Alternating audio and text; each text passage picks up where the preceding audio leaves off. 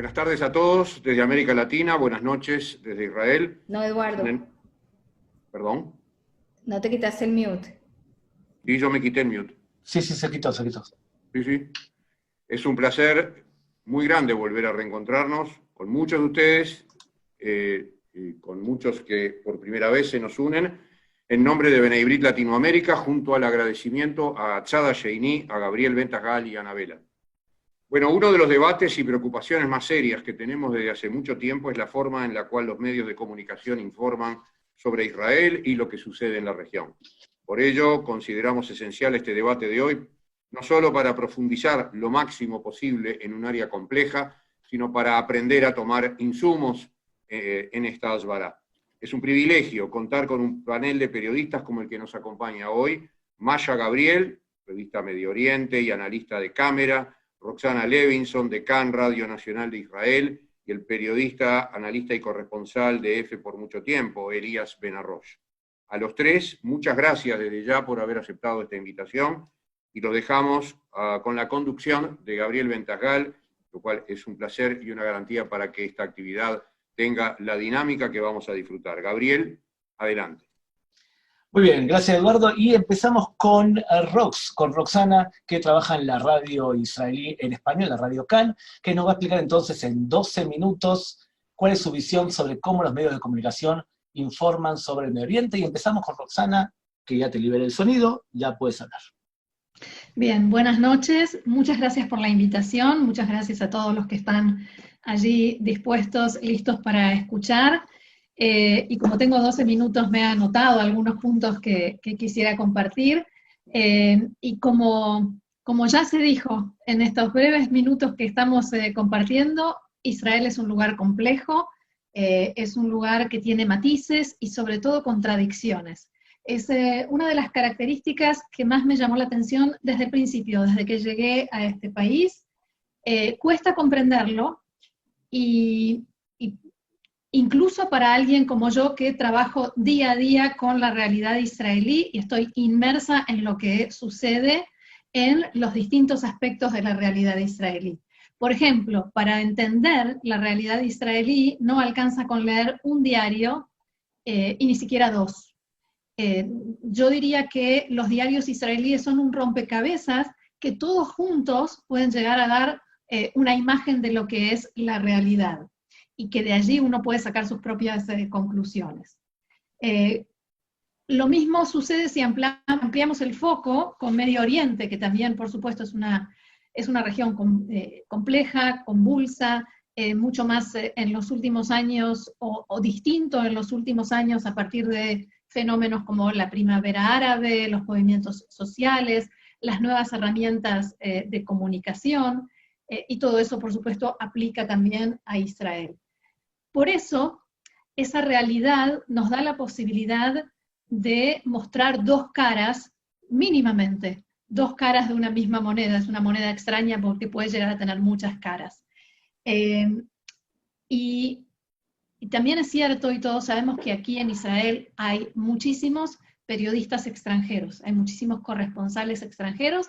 Alguna vez lo escuché a Gabriel decir que Israel es el lugar donde más cantidad de corresponsales extranjeros hay. No tengo el dato concreto, pero creo que debe seguir siendo así. Y no solo que hay tanta cantidad de periodistas extranjeros, sobre Israel se informa todo, desde lo más grande hasta detalles o temas que cuando yo los veo en medios de otros países digo, pero ¿a quién le importa esto? ¿A quién le interesa tal pequeña cosa que pasó en Israel? Pero todo se refleja, todo tiene eco. Y cuando uno llega a un país como corresponsal o desde su país trabaja como corresponsal, se convierte en los ojos y oídos de ese medio para el cual está trabajando en el terreno. Por tanto, lo ideal sería que se prepare, que lea, que conozca la realidad, que hable con la gente y con toda la gente, no solo con los que están en los extremos, por ejemplo, los que son muy críticos o los que están más a favor. Digamos, un trabajo responsable de campo sería en el que uno se prepara en todos esos sentidos. Y lo cierto es que no todos los periodistas pueden o quieren hacerlo. Algunos por las condiciones en las que se trabaja, que por supuesto no siempre son las ideales, pero otros porque sencillamente no lo hacen. Hay quien lo llamará poco apego al trabajo o algo por el estilo, y algunos llegan con una idea formada de antemano. Saben que vienen a cubrir algo que tienen en mente ya como una idea formada, y entonces ahí se produce, no quiero generalizar, por supuesto, pero se produce la situación en la que algunos periodistas adaptan su cobertura o su forma de ver y de transmitir la realidad de Israel y de Medio Oriente a esa idea que ya traen formada desde antes. Y con esto no quiero decir que, y en esto voy a insistir, no quiero decir que el periodista que llega a Israel no puede criticar a Israel o al gobierno israelí o a una política israelí. Porque si después de hacer todo ese trabajo, de conocer, de hablar con la gente, de estudiar el terreno y cubrir las noticias, llega a una conclusión crítica, eso es legítimo y es respetable. Lo que no es legítimo es forzar la verdad, forzar la realidad para que se adapte a la idea previa que uno quizás traía. En muchos casos también eso tiene que ver con la selección de las fuentes. Cuando por comodidad, por accesibilidad, por falta de conocimiento, las fuentes son únicamente fuentes oficiales, y en esto también me incluyo, entonces, o fuentes parciales, el resultado es acorde, el resultado no es, de mínima no es completo, y sin duda no será equilibrado. Algunos ejemplos, y en esto Maya Gabriel es la especialista quien se dedica a analizar en cada medio, en los distintos tipos de medios, en los distintos países. Yo como periodista lo puedo contar desde mi experiencia de situaciones en las que me tocó estar y que me tocó vivir. Por ejemplo, Hamas es una organización terrorista islamista cuando lucha contra la organización Fatah y contra la autoridad palestina.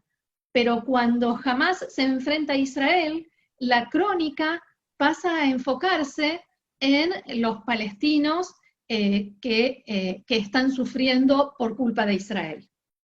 Y todo lo demás que rodea, que los palestinos sufren, y muchas veces sufren por culpa de Israel, pero todo lo demás que rodea a esa situación queda de lado. Incluso se llega a la situación en la que se comprenden algunas cosas como el terrorismo, y me ha pasado que después del atentado en el que un palestino disparó a mansalva contra jóvenes israelíes que estaban tomando algo en el bar Asimta, en la calle Dizengoff, en pleno centro de Tel Aviv, un periodista con el que yo trabajaba dijo, bueno, se puede entender con lo que sufren los palestinos que un muchacho haya reaccionado así. Y cuando yo le dije que ese bar en la calle Dizengoff quedaba a la vuelta de mi casa y que mis hijos tenían por costumbre el viernes al mediodía encontrarse ahí a tomar algo después de trabajar toda la semana, no hubo respuesta, como que a mi alrededor se hizo silencio. Insisto, la crítica no tiene nada que ver con esto. Y otra cosa que no me parece legítima a la hora de informar sobre nada, pero específicamente estamos hablando sobre Israel, es el mezclar la opinión con información, que no es legítimo a nivel profesional y mucho menos, y tampoco en este marco que estamos analizando. Me mezclar la opinión con información y forzar la realidad para que esa realidad se adapte a lo que yo quiero decir. Y otro ejemplo de algo que me pasó como periodista es estar esperando mi turno como corresponsal para dar un informe y que el conductor del programa diga, esto fue en la guerra de 2014, en el operativo Margen Protector, diga, la ONU decretó un cese de fuego, jamás lo aceptó, pero Netanyahu nada, le entra por un oído y le sale por el otro. Cuando la realidad era bien diferente, pero el operador técnico tenía la orden de mantener mi micrófono cerrado. Entonces yo pacientemente esperé a que llegara el momento del flash de noticias y empecé diciendo, la ONU decretó un cese de fuego que Israel aceptó y jamás rechazó. Esa era la realidad. O en ese mismo contexto, una nota de 40 minutos sobre la vida en la Franja de Gaza con un cineasta que había estado filmando en la Franja de Gaza, sobre la gente, sobre los niños, enfocándose mucho en personajes determinados y niños palestinos, sin mencionar ni una sola vez a la organización Hamas. Lo cual, digamos que de mínima es ocultar parte de la realidad. Y ahora, cuando uno piensa en no mostrar la realidad o no mostrarla por completo, a mi entender, eso también tampoco es legítimo, o por lo menos no es legítimo según la forma como yo entiendo la profesión, cuando uno trata de, digamos, defender a Israel. Porque si en algunos medios hay alguna creencia, una especie de creencia según la cual si uno muestra algo negativo de Israel, está perjudicando a Israel o está como cometiendo una especie de traición. Y yo creo que es lo contrario, que Israel es un país con suficiente debate interno y madurez política y madurez de su sociedad como para mostrar los debates, los desacuerdos y todas esas cosas en las que los propios israelíes discutimos. No hacerlo creo que le quita credibilidad no solo al medio y al informe, sino también a Israel, porque no es real. Y por supuesto, tampoco es legítimo y es absolutamente ilegítimo cuando se trata de acusar a Israel de cosas que no son reales. Y otra experiencia a la que quisiera referirme, sucedió también cubriendo una de las guerras entre Israel y Hamás, y mi jefe, el editor, eso era en televisión, me pidió que haga una nota, me dijo, quiero que hagas una nota sobre esto que Israel no permite que pase la ayuda humanitaria a la Franja de Gaza.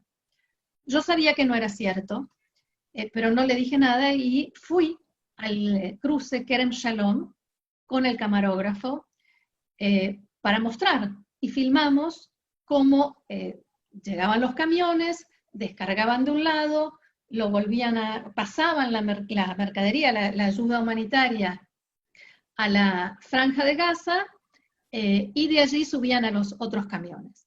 Lo que sucedió fue que cuando volvíamos, vimos que uno de los camiones traía escondido dentro de la ayuda humanitaria todo tipo de material para los túneles de Hamás, de visión nocturna, todo tipo de cosas que no tenían nada que ver con la ayuda humanitaria, pero lo que sucedió fue que no pudimos informarlo porque Israel decidió que eso no se iba a informar porque los camiones eran de la ONU y habían pasado por Jordania, con lo cual no querían provocar un incidente diplomático. Por tanto, la información que salió fue: Israel no permite que la ayuda humanitaria llegue a la Franja de Gaza. Muy bien, no sé por qué se me da que el que te hizo eso en el paso a la crónica era de Colombia. No sé por qué se me da. El paso No, El que te dio el que te hizo el paso en donde dijo algo que no era de verdad, no sé por qué se me da que era de una radio de Colombia, no sé por qué se me da. era. Sí, muy bien. Y ese es solo un ejemplo de muchos. Muy bien. Vamos entonces con Maya Gabriel sobre cuál es nuestra situación en los medios de comunicación. Maya. A ver, ¿dónde estás? Ya estoy. Muchas gracias, Gabriel. Gracias, Roxana, antes por la mención. Yo creo que Roxana ha dicho una cosa que es clave para entender uno de los grandes problemas de la información, y es que Israel es un país complejo con matices. Y a lo que lamentablemente nos estamos enfrentando desde afuera cuando analizamos los medios es una falta de matices muy grande. Son blancos y negros y son colores absolutamente, es brocha gorda. No creo que sea una cuestión de defender a Israel, Roxana, yo creo que es más una cuestión, y así y como tal, yo creo que nos lo planteamos nosotros en Cámara, que para quien no sepa es un organismo que se dedica profesionalmente a la observación de los medios para conseguir una información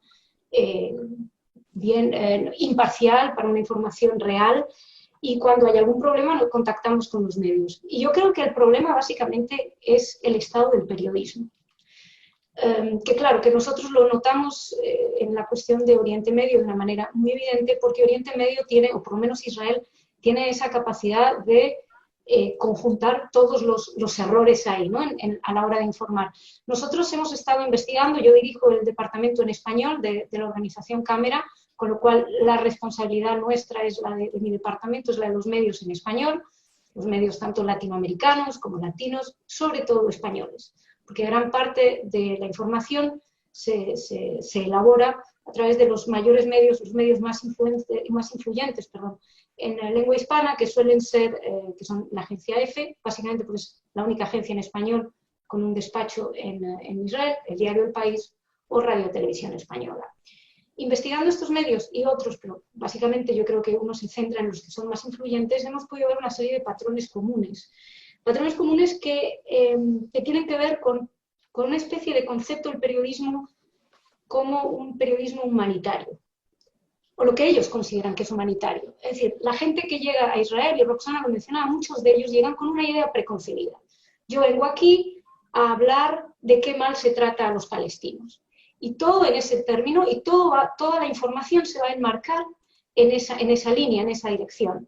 Porque ya hay un preconcepto de la cuestión que también hay que decir que viene dado por muchos años de este tipo de tratamiento.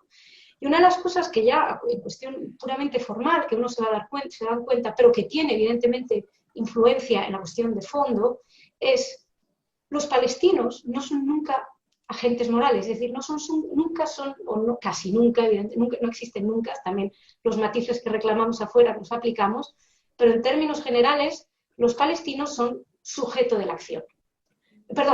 Objeto de la acción. El sujeto es siempre Israel. Y no importa la información que se esté dando, esto lo suele dar el titular, que el titular marca, digamos, es como ayuda al lector a entender cómo lo tiene que comprender. Si Israel lanza unos cohetes si Hamas lanza cohetes contra el sur de Israel, la respuesta será la respuesta que de Israel, el titular será la respuesta de Israel. Israel lanza, si tenemos suerte, explicarán que sin respuesta. Notable excepción el otro día de la agencia EFE, que tituló básicamente con el ataque milicianos de Hamas, pero bueno, ya eso es entrar, si queremos que sean terroristas, ya es entrar en el arfino, pero hay que destacar que la agencia EFE el otro día me llamó mucho la atención que el sujeto eran los palestinos. Y esto es muy importante porque en el fondo yo creo que ese periodismo que ellos creen humanitario, uno de los temas que tiene, y lo mencionaba también antes Roxana, es que todas las informaciones sobre Gaza, jamás es ese gran desconocido. Yo recuerdo unas informaciones que dio el diario El Mundo hace tiempo, hicieron un reportaje de 5 episodios de Gaza a fondo, en ninguno de los 5 mencionaban no mencionaban la palabra jamás. Entonces, tu humanitario o tu periodismo humanitario es humanitario en la medida en la que lo que puedas reprochar o lo que creas reprochable lo puedas centrar en Israel. Porque la defensa de los derechos humanos de los palestinos a manos de Hamas, eso apenas tiene lugar. Eso es, y todo para toda esta ideología, porque realmente es periodismo ideológico, lo sepan o no, y yo estoy convencida que hay muy buenas intenciones en muchos de los periodistas. Yo no puedo juzgar intenciones, yo no puedo saber si la intención es buena o es mala, pero lo que puedo ver es un resultado, y es un resultado que ya con los meros criterios periodísticos, criterios de ontología periodística, tiene muchas carencias, como la corroboración de la información, la doble versión. Muchas veces tienes una versión, que es la versión que responde a una narrativa concreta. Normalmente estamos hablando de la narrativa palestina, pero no hay versión israelí. Cuando nos dan la versión israelí, también esto es uno de los doble estándares a la hora de afrontar las fuentes. Roxana mencionaba el problema de las fuentes. Si yo voy a hablar de las fuentes, yo voy a hablar de... voy a humanizar a una víctima palestina, que voy a contar su sufrimiento, y en el lado israelí te diré que el comunicado del Ministerio de Defensa dice que. Es decir, no estamos hablando de lo mismo. En un lado estamos hablando de una fría organización a la que de algún modo estamos responsabilizando, y por otro lado estamos hablando de una víctima. Creo que es innegable el sufrimiento de la población palestina. Es decir, yo creo que ahí nadie está entrando en negar lo que existe. Pero lo que yo sí creo que es importante es que como periodistas tú no puedes llegar con un culpable organizado, con un culpable decidido, ¿no? Sospechosos habituales. Es decir, hay una información. Y uno de los grandes problemas que vemos es, por un lado, las fuentes, que Roxana ha mencionado, que luego están encantadas si quieren hablar un poco más, que es un problema que además yo veo especialmente en la prensa y en los medios en español. Los medios anglosajones, que suelen tener una variedad mayor, también puede ser por el dominio del idioma de la zona, pero los periodistas españoles, en muchas ocasiones, no tienen esa pluralidad. Estamos hablando de fuentes que vienen ya también con una agenda ideológica, sin embargo, de la que no nos informan después, y también una especie de promiscuidad de fuentes. Perdón que diga de esta manera, pero la misma fuente que va a hablar en El País hoy, hablará mañana en Radio y Televisión Española. Entonces, y no es siempre, evidentemente, y seguramente hay grandes profesionales, pero esto es el resultado que estamos obteniendo. Otro de los grandes temas que está vinculado también a las fuentes y que es otro de los grandes problemas son las omisiones. Yo, por ejemplo, puedo hablar de una organización, una ONG a la que convierto en fuente. Por ejemplo, Breaking the Silence, que es una de las organizaciones a las que más referencia hacen los medios en español. Como mucho, si alguien nos va a decir que hay algún problema, como mucho, y lo está justo por un trabajo que estoy haciendo ahora, lo acabo de leer, te dirán que los israelíes han recibido un acoso por parte de los israelíes porque son vistos como traidores. Cuando la realidad es mucho más compleja, como bien dijo Roxana, no es simplemente que sean vistos unos traidores, es que hay informes que ponen en duda los testimonios de Breaking the Silence, informes que no son gubernamentales necesariamente, que creo yo que cualquier lector tiene derecho a obtener eso. Es decir, tú no puedes elevar a condición de fuente irreprochable a alguien que en esa zona tiene dudas, por lo menos tienes que informar. Y esto lo hemos visto, lo vemos mucho, es una cuestión muy, muy recurrente. Es un tipo de omisión. Y luego hay otro tipo de grandes omisiones, por ejemplo, cuando entramos en artículos más de fondo, cuando te hablan, porque también el encuadre básicamente de la información suele ser, yo creo que ahí algo está cambiando, pero el encuadre suele ser el israelí que quiere tierra frente al palestino que tan solo quiere paz, o que solo quiere que le permitan vivir. Y en ese encuadre, que además siempre el israelí suele estar visto como un elemento ajeno a la tierra, y dentro de ese encuadre te hablan de fracasos de negociaciones o guerras en general. Pero uno de los grandes temas es que si los palestinos tan solo quieren un Estado, sería muy interesante saber por qué en no sé cuántos años, al menos 4 veces los propios líderes lo han rechazado. Nosotros en Cámara esta lo llamamos, básicamente porque hacemos mucho del análisis, lo hemos llamado como la gran omisión, una de las omisiones esenciales. Vemos en esa, entonces decía, vemos en la selección de las fuentes, en la narrativa, en el léxico. El léxico abraza una de las narrativas. ¿Cuántas veces estás leyendo medios? Esto yo creo que es prácticamente todos. Las fronteras de 1967 no son fronteras. Es una línea de armisticio y esto es esencial porque una frontera da una legalidad. Entonces, claro, si tú dices, esto es una frontera, entonces tú ya has establecido cuáles son las reglas. El periodismo o el periodista últimamente, o por lo que estamos viendo muchos periodistas, se erigen en jueces de la situación. Dice, esto pertenece a los palestinos y esto pertenece a los israelíes, si tienes suerte. Y esto lo vemos mucho, también es la terminología territorio palestino ocupado, que es algo que hemos puedo decir, conseguido en varios medios, que eso se haya no sé si dejado, pero utilizado con menos frecuencia. La razón por la cual te van a decir que se emplea ese término es porque la ONU emplea ese término, pero también es importante destacar que la ONU es un organismo político. Es decir, cuando tú refieres a la ONU como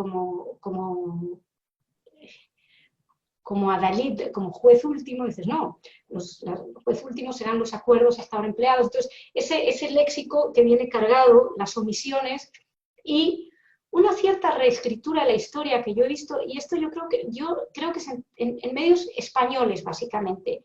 Y justo ahora con el informe que estaba haciendo, he revisado algunos en los cuales, bueno, había una cosa en el diario El País, pero eso fue hace 2 años o 3, donde decían que el conflicto empezó en 1967 con la conquista de los territorios palestinos. A lo que nos pusimos en contacto y preguntamos que si había empezado en el 67, ¿por qué la guerra del 48? ¿Por qué la misma guerra del 47? Estamos esperando la respuesta.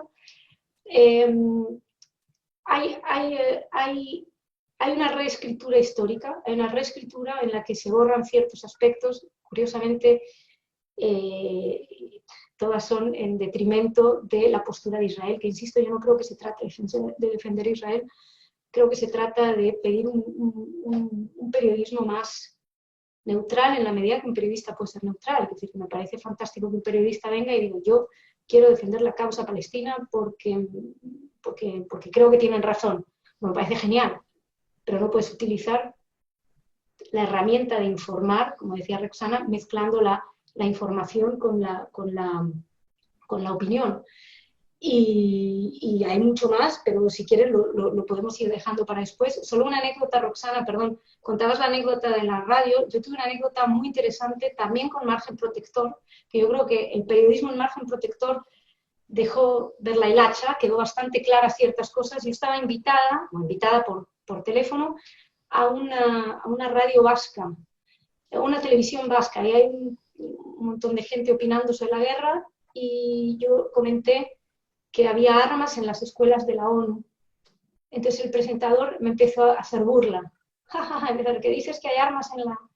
Digo, sí, ha salido. Claro, una no tiene la memoria ni la ocurrencia. El periodismo de ocurrencia es, la gente va rápido, digo, no, pero cuando estás desmontando las cosas necesitas tiempo, no puedes ir rápido. Digo, sí. Entonces empezó a burlarse de mí, prácticamente me despidieron y pude asistir con bastante estupor a ver cómo me llamaban peor que nazi los tertulianos de ese programa, y no siquiera podía decir, estaba el teléfono, digo, pero ¿cómo pueden decir que soy peor que una nazi? Eso fue con el margen protector. Lamentablemente hay, obviamente ahora de todo, hay buenos periodistas, malos periodistas, pero respecto a Oriente Medio estamos viendo una serie de problemas, y más o menos he ido dando algunos por encima cuáles creemos que son los grandes, las herramientas con las cuales no están arreglando el problema.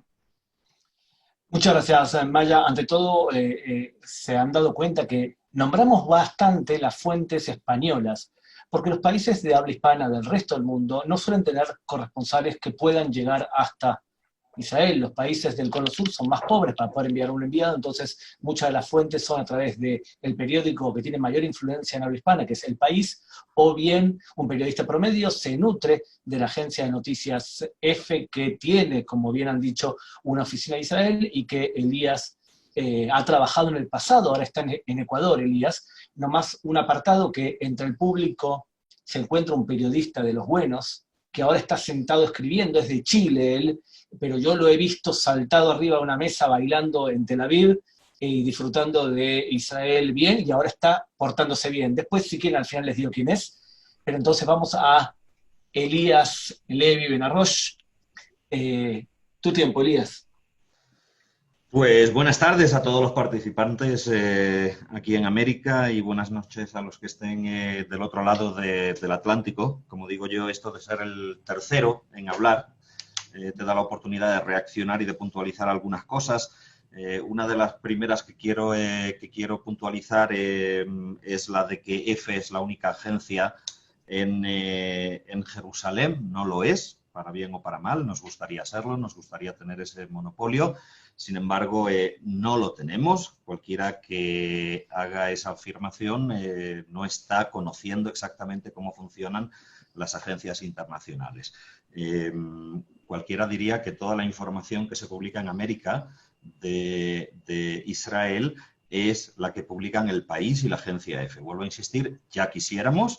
No es así la situación. La agencia France Press, la agencia AP, la agencia Reuters, todos tienen oficinas en Jerusalén. Sencillamente el modo de trabajo es distinto y básicamente lo que ocurre es que su información va a un centro de traducción o a un centro regional y esa información se reproduce, llámalo traducida, llámalo reeditado, pero en definitiva la información que se difunde en América Latina no es solo de la agencia EFE, es de otras varias agencias.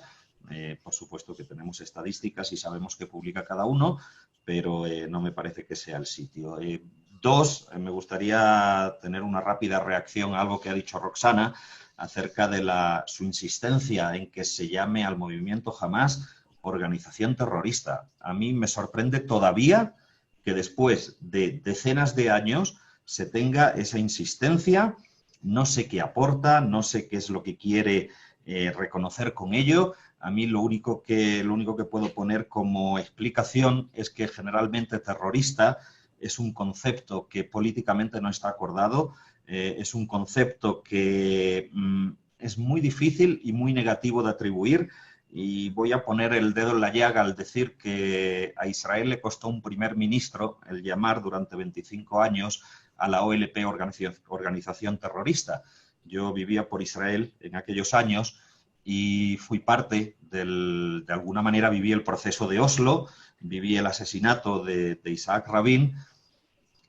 El llamar terrorista a la OLP 25 años y el que los israelíes se concienciaran de que están hablando con una organización terrorista fue en cierta medida un catalizador de después cómo convencerle de que se hace la paz con una organización terrorista. Entonces, no entiendo cuál es la importancia a nivel periodístico de llamar a Hamás organización terrorista. Eso es lo primero. Dos, que alguien me diga por qué los medios israelíes no califican a la organización ETA en España en sus momentos en los cuales estaban asesinando a personas.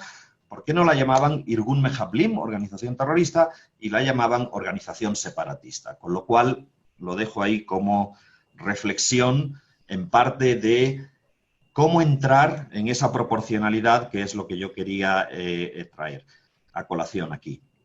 Había en España un embajador que se llamaba Shlomo Ben-Ami, luego canciller, que escribió en un libro que el conflicto palestino-israelí o todo lo que tenía que ver con Israel generaba unas pasiones en el mundo que básicamente hacía que todo el mundo tuviera una opinión sobre lo que ocurría. Daba igual qué conflicto estuvieras hablando en el mundo, sobre el de Oriente Medio todo el mundo tenía una opinión y a eso yo siempre le agregaba algo así como todo el mundo cree saber cuál es la solución. Y me temo que eso es una circunstancia que se da, que impacta en la opinión pública. Estamos hablando de momentos en los que ni siquiera habían redes sociales. Creo que escribió ese libro allá por 1996, 95, y ni siquiera existían las fake news, no había acceso a fuentes directas. Imaginaos en este momento cuál es la realidad en la cual cualquiera puede obtener información directa y hacerse una idea sin pasar por ese filtro que puede ser la opinión pública o los medios de comunicación. Yo no voy a entrar en por qué Israel y despierta esas pasiones o por qué el conflicto, porque a final de cuentas cuando se habla de conflicto, cuando se habla de Oriente Medio o de Israel, el interés que despierta no viene causado por como diría, lo que ocurre realmente en Israel, qué pasa con ese trocito de arqueología, qué pasa con ese trocito de ciencia, sino que viene causado por un conflicto, la existencia de un conflicto prolongado que tiene unos matices internacionales que generan ese interés. Os puedo decir, estaba viendo entre los mensajes que están colgando en este momento en la conversación, de que en Jerusalén hay 480 corresponsales extranjeros. vamos a poner las cosas en su sitio, de esos 480, apenas un tercio son realmente extranjeros. El resto son israelíes. Con lo cual, creo que se necesita un poquito de proporcionalidad al hablar de los medios internacionales. Básicamente, esas pasiones o ese... A mí me gusta mitigarlas, y me gusta mitigarlas si realmente se quiere llegar a un análisis profundo de por qué ese interés en el conflicto de Oriente Medio, por qué ese interés en Israel, porque de otra manera no se puede hacer un análisis objetivo, no se puede hacer realmente un balance. Todos actuamos con esas pasiones, lo que han dicho de Israel o lo que han dejado de hacer de Israel. No, señor. Cuando vayamos a estudiar las cosas, vamos a hacerlas en un sentido en el cual lo hagamos de forma científica, lo hagamos de forma periodística, si es el caso, pero lo que no lo vamos a hacer es desde un ámbito político en el cual pues alguien se espera que un medio internacional vaya a llamar a Hamás organización terrorista, llegado el caso, porque, vuelvo a decir, ningún país ve como terrorismo lo que no le ocurre a sí mismo. En España, la ETA era una organización terrorista, fuera de España no lo era. En Israel, los organismos palestinos o los grupos armados palestinos son organizaciones terroristas, fuera de Israel no tienen por qué serlo. Esa es una de las apreciaciones de esa proporcionalidad que yo llamo. Entonces, básicamente, a mí lo que me gusta es proporcionar las cosas, que no parezca que tenemos esa sensación de que todo el mundo está contra Israel y de que todo el mundo escribe contra Israel y llega con una opinión predeterminada. Y para eso, básicamente, hay que tener una visión panorámica, hay que tener una visión distanciada, y antes de sacar ninguna conclusión sobre cómo se figura o se desfigura ese conflicto, yo lo que sugiero es tener puntos de referencia de otros conflictos, o sea, cómo la opinión pública cubre otros conflictos para saber si lo está haciendo igual en el caso de Israel o si lo está haciendo distinto. Pero, en cualquier caso, a mí me gusta poner un ejemplo siempre, que es el del Sáhara Occidental. Creo que es un conflicto que se parece mucho al israelí y que, sin embargo, nadie sabe de él, nadie sabe qué ocurre en esa zona del mundo. Es un conflicto donde también hay una ocupación por la fuerza militar de un territorio, hay también un territorio que puede ser considerado o en disputa o ocupado, cada uno lo verá como quiera, hay un movimiento de liberación nacional, hay una población autóctona también con sus correspondientes refugiados en Argelia, hay reasentamiento de población, hay reconocimiento al Estado, hay resoluciones de la ONU que demandan una solución determinada a la que nadie hace caso, por cierto. Hay intereses que pueden exceder la zona de conflicto, que son los intereses económicos y mineros en esa zona, y lo más paradójico es que tienen el mismo origen, tienen ese origen de la descolonización.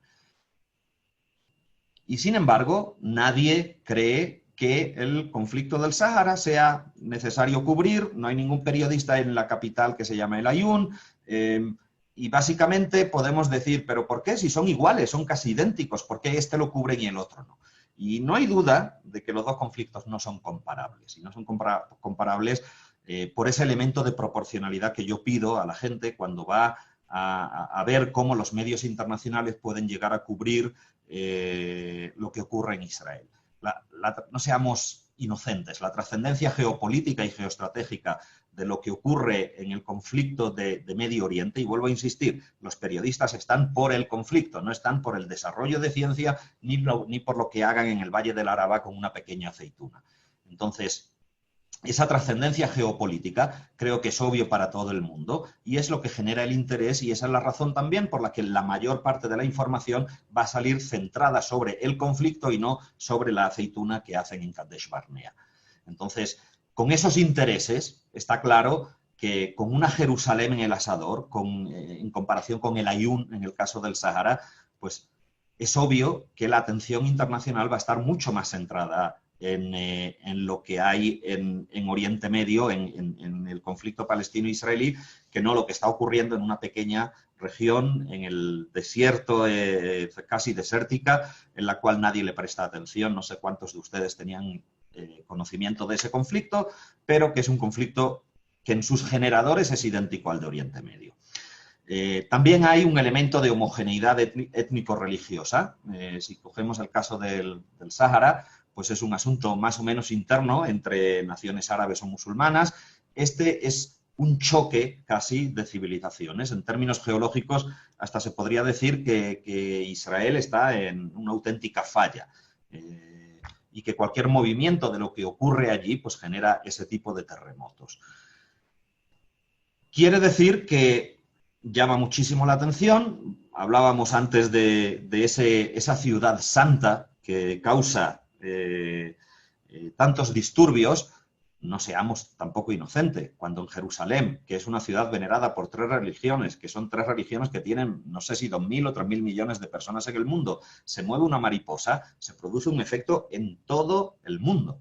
Entonces, nadie debe sorprenderse de que cualquier cosita genere una cobertura de lo que ocurre en esa zona y, claro, con tantos periodistas, a final de cuentas lo que se crea es una sobresaturación de información.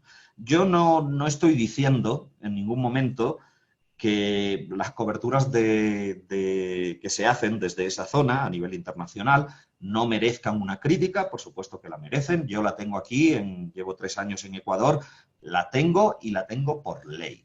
O sea, no ya la tengo por voluntad de alguien, sino que la ley ecuatoriana impone esa crítica en la cual tenemos que mantenernos y ser sensibles a cualquier elemento distorsionante en la información.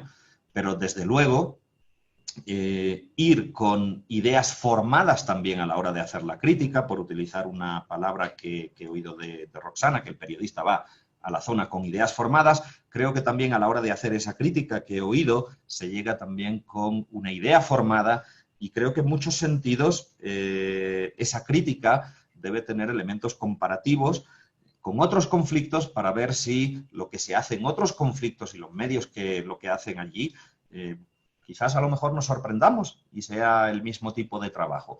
Por supuesto que en cualquier caso, yo como periodista estoy halagado de que alguien me haga una crítica. Si me he equivocado se va a hacer una corrección.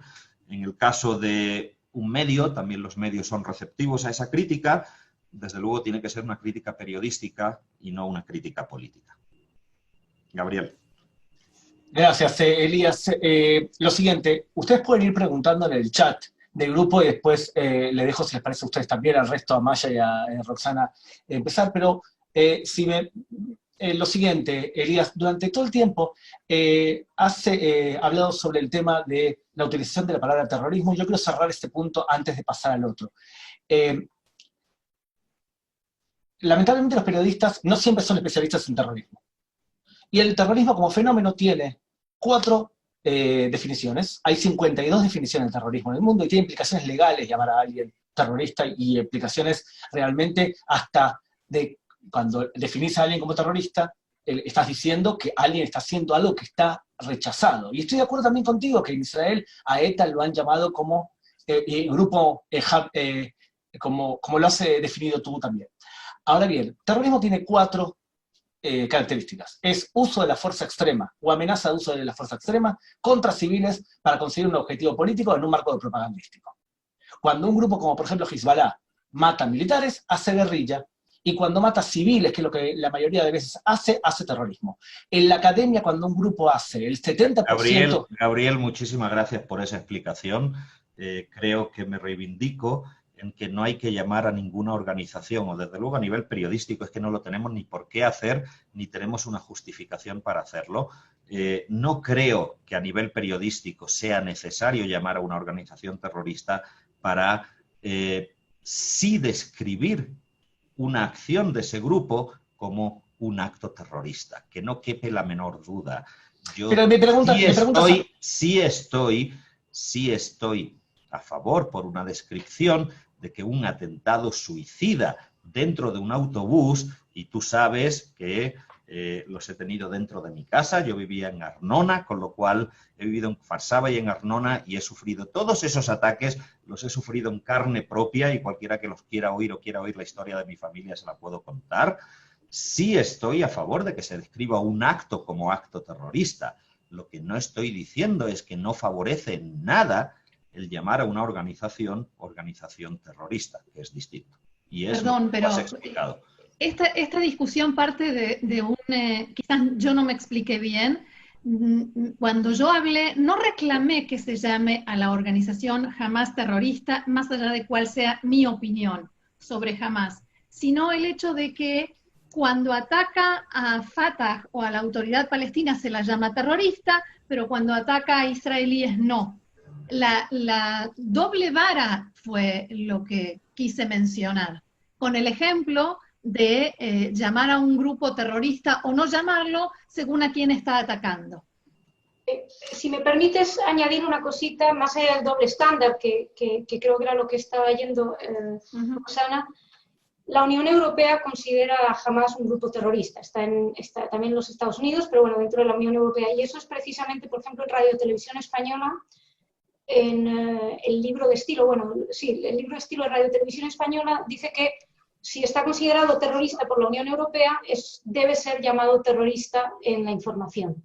Que de hecho esto es una de las cosas que hemos logrado, bueno, no sé si lo están haciendo últimamente, pero conseguimos una carta reconociendo que jamás debería ser tratado como terrorista. Es decir, más allá de valoraciones personales de si es propio o no propio, a la hora en que hay un organismo como la Unión Europea, y estamos hablando de medios que, quieras que no, están dentro de la Unión Europea, pues entiendo la cuestión terrorista.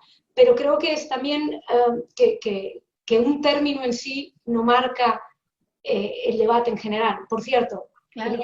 Cuando dije la única agencia, evidentemente me refería a la única agencia española, o en español, con una oficina en Jerusalén. Sé que se trabaja con AFP y con AP, porque de hecho cuando tenemos problemas con ellos tenemos que recurrir al francés en AFP y en inglés en AP, porque es una cuestión que tiene más que ver con otra. Pero vamos, independientemente, creo que los árboles no nos dejan ver el bosque, que yo creo que estamos en algo un poco más general y que sí que a mí me parece que es interesante, cuando yendo por ejemplo a la cuestión terrorista, ver que hay algunas personalidades, mira, ahora creo que está de moda en la Argentina, Leila Khaled, otra vez, que secuestraba aviones, y que ha habido medios en España que han hablado de ella mencionándolo como una cosa casi irrelevante, ¿no? Pero bueno, creo que estamos de acuerdo en que lo de secuestrar aviones no está bien. Sí, perdón, Gabriel. Roxana, te quería hacer una pregunta, tú que trabajas en Israel. ¿Hay cosas que hace por la estructura de gobierno de Israel que no favorece la forma que se informa desde Israel? O sea, en otras palabras, nosotros mismos como israelíes hacemos grandes cagadas a la hora de manejar los medios de comunicación. Sí. Por un lado, yo lo que puedo decir desde como una periodista que trabaja en un medio oficial, en Radio Nacional de Israel, es que la única, digamos, el único lineamiento que hemos recibido desde que empezamos a trabajar en Cannes respecto a las ideologías es: traigan todas, no se queden con una, traigan todas las ideas y todas las formas de pensar. Respondiendo un poco más a lo que me preguntabas, Gabriel, es muy difícil conseguir fuentes israelíes, no son tan accesibles como lo son en otros lugares. Por supuesto, en español es mucho más difícil, incluso en inglés tiene su grado de dificultad, pero digamos, las fuentes israelíes no son tan accesibles. Esto lo digo desde mi experiencia. Y hechos como, por ejemplo, lo que yo conté antes de este episodio en el que se decidió no difundir lo que estaba pasando con la ayuda humanitaria a la población de la Franja de Gaza para evitar un conflicto con Jordania o con Naciones Unidas. Pero fue, digamos, vino un oficial, no sé qué grado tendría, y dijo: esto no se filma, y nos hizo salir a todos. Digamos, no te hacen la vida más fácil, sino todo lo contrario.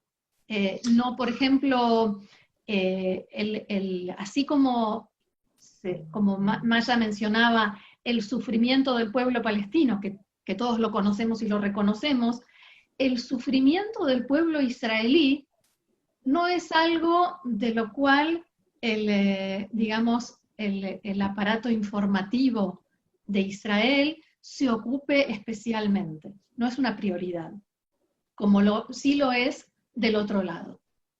Voy rápido entonces una pregunta a ambos, a Elías y a Maya. Elías, la misma pregunta. Cuando trabajaste en Israel, ahora alguien preguntó por qué estás en Ecuador. Elías trabajó muchos años en la oficina en Israel. Cuando trabajabas en Israel, ¿qué problemas tenías con las fuentes oficiales israelíes? ¿Te ayudaban, no te ayudaban? Y a Maya, ya que estoy y gano de un tiempo, ¿qué pasa, Maya, cuando tú te intentas que el diario El País modifique algo que está haciendo mal? ¿Te escuchan? Empezamos con Elías.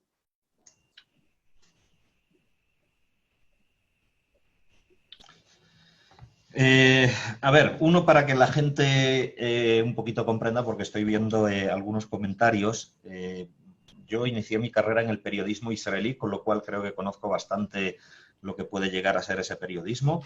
Y después, en un fenómeno que hubo en el año 2000, ante el requerimiento de periodistas locales, en la Intifada me pasé a la agencia EFE, seguí trabajando en medios israelíes, con lo cual puedo hablar como periodista israelí, puedo hablar como periodista extranjero. Conozco el conflicto desde los dos ángulos. Yo personalmente no he tenido ninguna dificultad en trabajar en Israel, al contrario, lo he disfrutado, he conocido, yo creo que a toda la plana mayor de lo que es la política israelí, del ejército. He sido corresponsal militar, mi formación académica es sobre seguridad, yo no soy periodista de formación, he estudiado seguridad, relaciones internacionales y seguridad, con lo cual creo que conozco bastante todo lo que tiene que ver con conflictos. Yo no he tenido limitaciones en Israel, no las he tenido ni del ejército, ni las he tenido del gobierno, ni las he tenido de casi absolutamente nada, con lo cual no puedo poner ningún obstáculo. Creo que ha sido un trabajo como lo realizan cualquier medio israelí y así hemos trabajado. No he visto que haya tenido ningún problema en ese sentido. Pero te quiero hacer una pregunta, Elías. Por ejemplo, yo cuando te voy a dar un ejemplo que me pasó a mí. Resulta que conseguí una imagen durante la Intifada, donde tenía una imagen que necesitaba para poder transmitir algo que había pasado en contra de Israel. Y cuando se lo pedí al ejército, me dieron tantas vueltas para darme algo que me podía a mí, que le tendría que beneficiar a Israel de alguna manera, y me hicieron traer un cassette de la vieja época, o sea, un beta, para poder grabarme algo y encima me querían cobrar. O sea, eso te das cuenta que no ayuda. A ese punto voy. Pero yo no entro en ese tipo de descripciones. O sea, yo soy un periodista. Lo que obtengo, lo obtengo por la forma en la que pueda obtenerlo. Y hay veces que uno colabora y hay veces que no colabora con esos organismos internacionales. Desde luego, Israel tiene su propia política, el ejército tiene su propia política, el gobierno tiene su propia política de comunicación, me refiero, y en ese sentido pueden colaborar con el periodista o pueden no colaborar. Yo nunca he dependido ni del ejército ni he dependido del gobierno para cerrar mis informaciones. Quiere decir, he colaborado como se colabora, como colaboro hoy con el gobierno ecuatoriano, trabajo, no colaboro. Trabajo con el gobierno ecuatoriano donde nos podemos dar información, pero más allá de eso, si no podías obtener la información, es problema tuyo como periodista. O si no podías obtener esas imágenes. Desde luego Israel y el ejército. Yo me acuerdo de una conversación una vez con el general o brigadier general, que era portavoz del ejército hace unos años, en la cual hubo un atentado y mandaron la foto en la carretera de un palestino que había atacado a un soldado en un control militar en Cisjordania y mandaban el arma. Y escribo al portavoz y le digo, señor, eso puede ser de cualquier lado, mándeme usted el cadáver que está al lado. Y me dice, por política del ejército nosotros no mandamos imágenes de cadáver por respeto y sensibilidad religiosa. Pues vale, problema de ellos, yo qué sé. Rats, ¿qué decías? No, digo que la pregunta precisamente se refería a ese lado, no a qué hace el periodista, porque cuando uno se encuentra con las distintas políticas de comunicación de las distintas instituciones, uno como periodista busca las otras fuentes, las otras vías, pero la pregunta se refería a cuál es la política de Israel respecto a la información que va fuera de Israel. Tal cual, y además hay un problema porque hasta que si pasa algo, la fuente palestina te puede decir perfectamente, como me ha pasado muchas veces, hay 25 muertos y nadie lo verificó ni nada por el estilo, y Israel tiene que ir a revisar si realmente ocurrió, y eso tarda mucho tiempo, y eso no tiene ritmo periodístico cuando deja de emitir una información inmediata. Maya, lo que te decía sobre sobre el país y cuando tienes que pedirle algo. El país concretamente, a veces sí, a veces no. Ahora en los últimos tiempos no. Suele depender, decía Elías que él como periodista agradece la crítica. Bueno, pues depende de si tienes periodistas que agradecen la crítica o periodistas que no agradecen la crítica. Hemos conseguido grandes cosas, hemos conseguido cambios en muchísimos medios, entre ellos el país, en cosas muy concretas, pero siempre dependemos de la apertura a lo que estamos diciendo, es decir, hasta qué punto están dispuestos los medios a rechazar o a abandonar un poco el activismo en el que creo que es lo más grave, se han criado, digamos, mediáticamente y están criando a la gente. Entonces lo convierte en algo muy difícil. Tú cuando tienes que explicar que derecho al retorno tiene que ir con comillas, porque no es un retorno que existe, te enfrentas ante muchos cruces de emails, sea cual sea el medio con al que te refieres. Es muy difícil, a veces, hablaba antes de la ocurrencia y estabais comentando las cifras de muertos, por ejemplo, las cosas van muy rápido.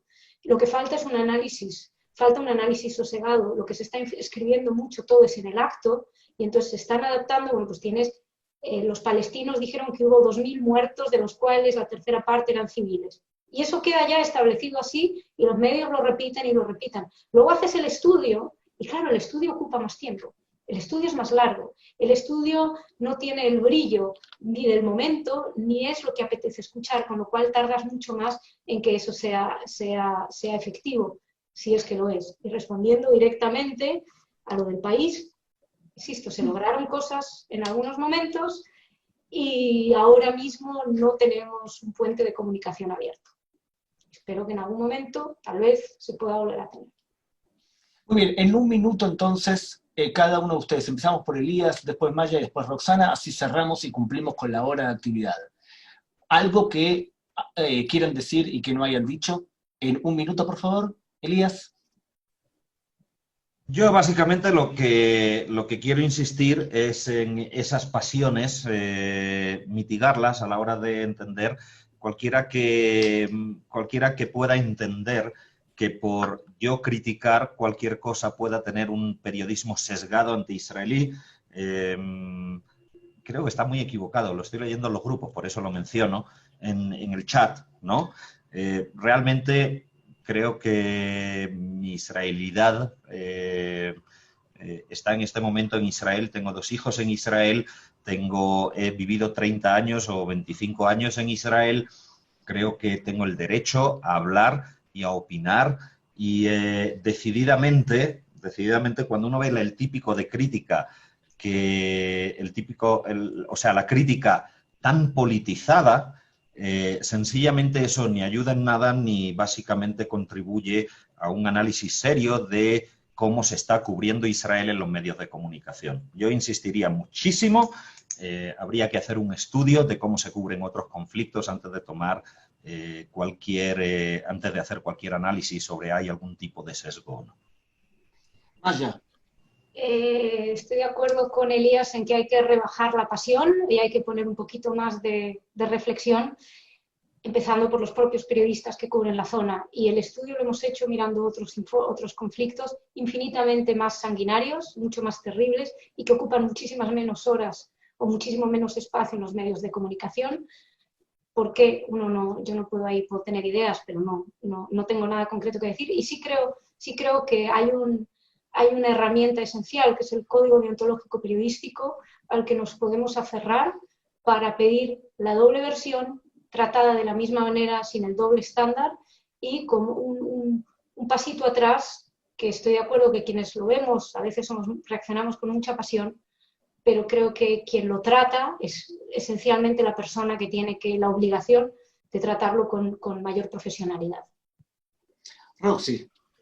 A la reflexión que decía, que mencionaba Maya, y a bajar la pasión que mencionaba Elías, yo le sumaría la comprensión, el conocimiento, el tratar de entender y de estudiar la región, el lugar, el conflicto, todo aquello sobre lo que vayamos a hablar.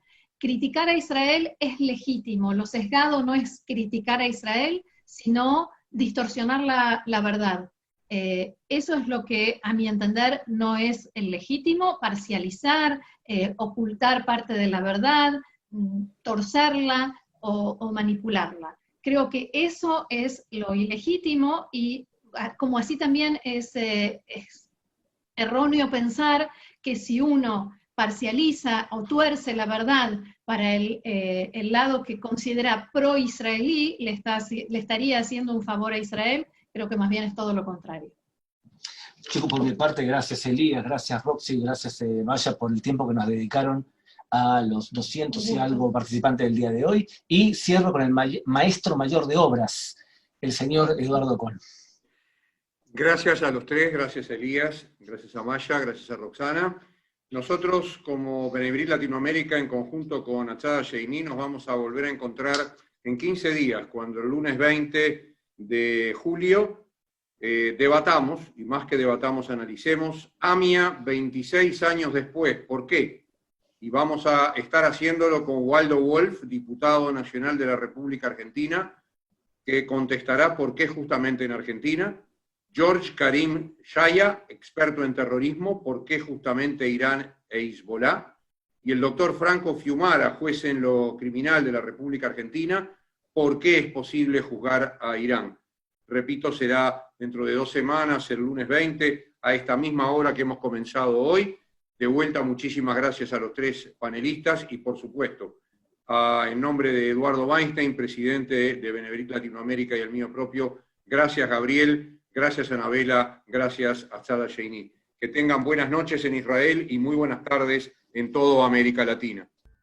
Achada Sheini, contenidos para ti, organización de diplomacia pública, con la esencia del pueblo.